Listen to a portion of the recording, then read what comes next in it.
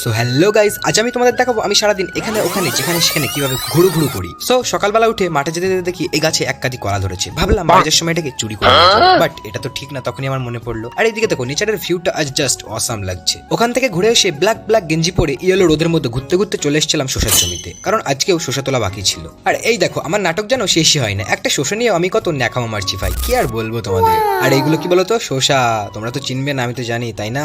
আর আমাদের এদিকে ভালোই ঠান্ডা পড়ে গেছে, আর কিছুদিন পরে দেখতে পাবে মাঠে চারিদিকে হলুদ হলুদ ফুল, কেননা সর্ষে বোনা শুরু হয়ে গেছে। আর এই দেখো চারাগুলোও বেরিয়ে গেছে। এরপর বাড়ি এসে আমার সুন্টু মুন্টুকে নিয়ে আমি একটু ছাদে চলে এসেছিলাম, কারণ ওর একটু শরীর খারাপ করেছিল, আর ওকে আমি একটু আদর করছিলাম যাতে ওর শরীরটা তাড়াতাড়ি ঠিক হয়ে যায়। তোমরা ওর জন্য একটু প্রে করে দাও যাতে ও তাড়াতাড়ি সুস্থ হয়ে যায়। আরে বাস রে, কোল থেকে নামিয়ে দিতে ও লাফাতে লাফাতে নিচে চলে আসে। দেখো আমার আগে আগে চলে যাচ্ছে ও। এরপর একটু রেডি হয়ে চলে যাচ্ছিলাম কাগজ ছেঁড়া তুলতে, বাট এখানে এসে দেখি কত লোক লাইন দিয়েছে কাগজ ছেঁড়াগুলো নেওয়ার জন্য। তাই আমি এই বাইকের উপর বসে বসে একটু পোজ নিচ্ছিলাম। সো আজকের জন্য এইটুকুই, টাটা গাইজ।